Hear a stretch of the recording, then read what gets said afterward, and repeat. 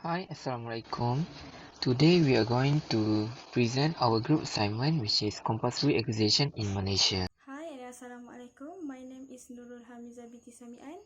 My metric number is AP190402. Today I would like to present the important parts in our assignment, which is abstract. Abstract are important because this part show the overall topic is all about. So what I can explain is there are 5 cases that we will review and discuss the principle enunciated by the review cases supported by the relevant act invoked. And then my group choose the topic, which is compulsory acquisition.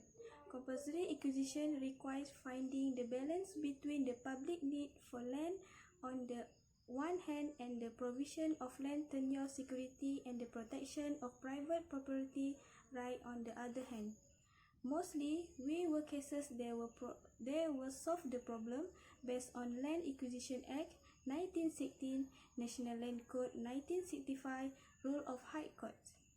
Procedure and implementation in compulsory purchase and compensation and looks at how they can be improved in general as well as in some specific areas in which compulsory purchase and compensation can be problematic. Assalamualaikum warahmatullahi wabarakatuh. My name is Puteri Ayuni Elena Betty Rosli. My metric number is AP190423. Today I would like to present about introduction of the compulsory acquisition in Malaysia. The compulsory acquisition in Malaysia is the process of the compulsory acquisition land in Malaysia by which the government acquires from private landowner their land which is needed for any public purpose or for a purpose beneficial to the economic development in Malaysia. For any purpose that is beneficial to economic development or for the purpose of mining for residential, agriculture, commercial, industrial or recreational purpose or any combination of such a purpose. Hi, my name is Atika Ijana binti Abu Hassan, and today I would like to present about the compulsory acquisition. The sources. It is part of property law and part of administrative law. The principle of administrative justice and good governance often require that such power which allow for hearing and appeals. The limit. The protection of indigenous people's right in relation to land is specifically expressed within a human right framework. The party who has the power. It is the head government of a specific minister as the person empowered to authorize the function associated with compulsory acquisition. It also needs permission from the higher levels of government. The process. There are 7 processes. First, the planning, publicity, valuation and submission of claim, payment of compensation, possession, appeals, and restitution. Hi, Assalamualaikum. My name is Muhammad Firdaus bin Mat Yusof. My matrix number is AP190480. Next is land acquisition. Land Acquisition Act allows the government to acquire private land under certain circumstances. Once a land is the subject of an acquisition, the landowner will be entitled to the compensation based on the several factors including the land value. Next is general process of land acquisition. First is notification of the land acquisition to the public. Second, entry and survey of the subject land. Third, inquiry. And fourth, final award by the land administrator. Okay, next I would like to present the case between Kijal Resort Sdn Bhd and Pentadbir Tanah Kemaman and Annor Court of Appeal Putrajaya. Okay, firstly, the discussion is about Kijal Resort as case study with special focus on the acquisition to build road for communities and has applied to the land administrator as a first respondent, and then to take a part of appellant's land to build access where the law which intend to protect the ordinary masses are sometimes flouted as a result of them being voiceless and unable to stand to defend their right to property based on the law. The basic policy compulsory land acquisition for Kijal Resort has been based on agreement for public interest and purpose with legal backing for the infrastructure and development needs of the general public. Okay, in this case, we refer to the first Land Acquisition Act 1960 Section Act 131A. Okay, let me explain. The first act is refer to the Land Acquisition Act 1916, Section Act 31A. The state authority may acquire any land which is needed for any public purpose by any person or corporation for any purpose which in the opinion of the state authority is beneficial to the economic development of Malaysia.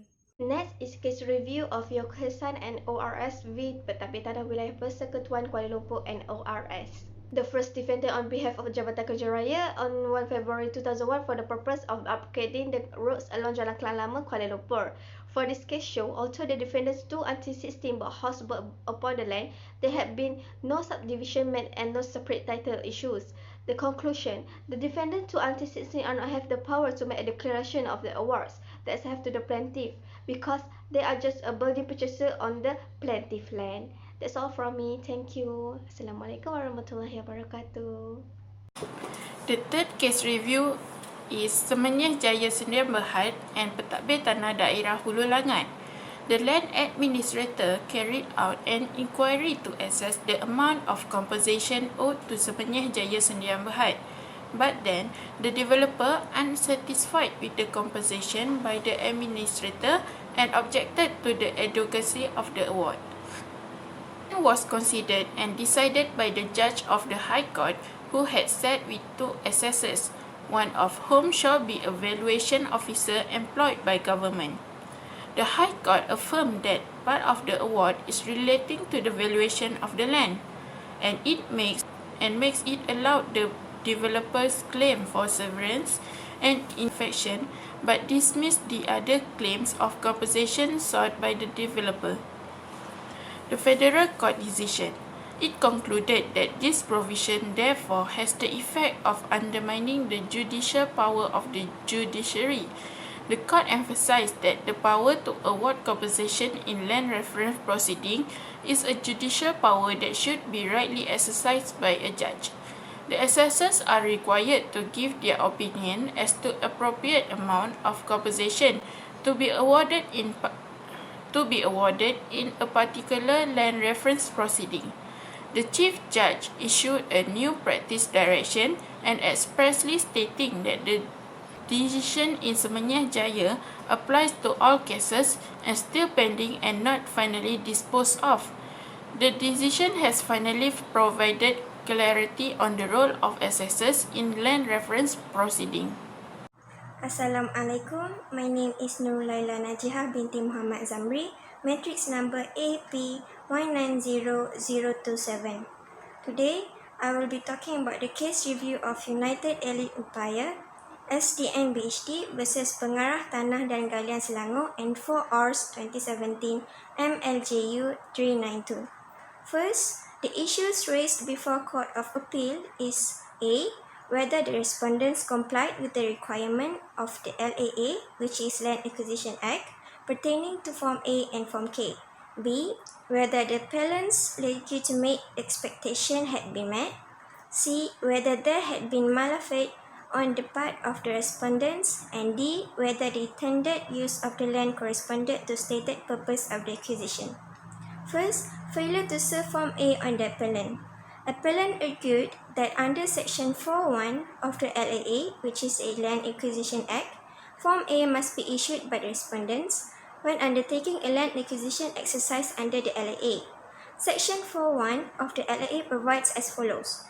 1. Whenever the state authority is satisfied that any land in any locality in the state is likely to be needed for any of the purposes referred to in Section 3, a notification in Form A shall be published in the Gazette. And last but not least, legitimate expectation, malafide and change in purpose. The declared purpose of acquisition was for building a mosque. On the other hand, the respondents admitted that the purpose declared in the Gazette was different from the intended use, which included the use of the land as a cemetery and for other buildings, none of which were property declared in the Gazette. In this regard, the Court of Appeal held that the High Court erred when it held that there was no change in the purpose for which the land was being acquired by the respondents. Next, I want to present about the case review of Segamat Consolidated Sendirian Berhad versus Pegawai Kewangan Negeri Johor. The Johor State Authority had acquired 10 lots of land for the development and construction of project Laluan Kedua Malaysia-Singapura and for the development of Gelang Patah area from appeal. The compensation have been made to appellant for RM2,864,972.10. However, it was discovered that the paid sum is exceed the actual amount awarded, so that Johor State Director of Land and Mines and the Johor Bahru Land Administrator as a plaintiff commenced an action against appellant to recover the overpaid sum. For denying the claim, the appellant made counter-claim towards the plaintiff. The court had dismissed the plaintiff's claim and allowed the appellant to make counter-claim towards plaintiff. The plaintiff not satisfied. They appealed to Court of Appeal, but the appeal was dismissed. The Court of Appeal order was served on plaintiff and the Johor State Legal Advisor Office. Appellant has repeatedly reminding and request to the plaintiff for the payment. Consequently, appellant made an application to a higher court under Section 33 of the Government Proceeding Act 1956 to compel the plaintiff to pay the said sum. Then the appellant proceed to file an application for judicial review for an order of mandamus seated of Pegawai Kewangan Negeri Johor as a party. However, High Court dismissing the appellant application.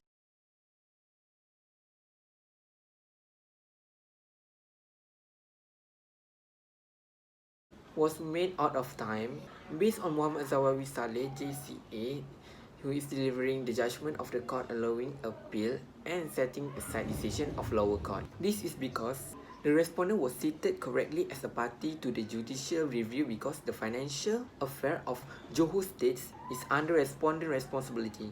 Next, the appellant only commenced the enforcement after the appeals against the judgment have been disposed and the plaintiff recalcitrants to pay the said judgment.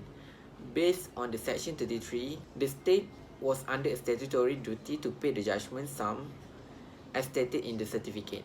In conclusion, compulsory acquisition in Malaysia is the process by which the government acquires from private landowners the land which is needed for any public purpose or for a purpose beneficial to the economic development. A complex and time-sensitive process in which knowledge and experience are essential to safeguarding the landowner's rights. Delays and errors can result in great losses and are best avoided at the outset. Once a land is the subject of an acquisition, the landowner will be entitled to compensation based on several factors, including the value of the land. The government may acquire any private land which is needed for any public purpose for the benefit of the economic development of Malaysia or for mining, residential, agricultural or industrial purposes. One thing is clear, while our federal constitution protects citizens' right to land, the law still allows for the government to acquire said land. Thank you from us. Assalamualaikum.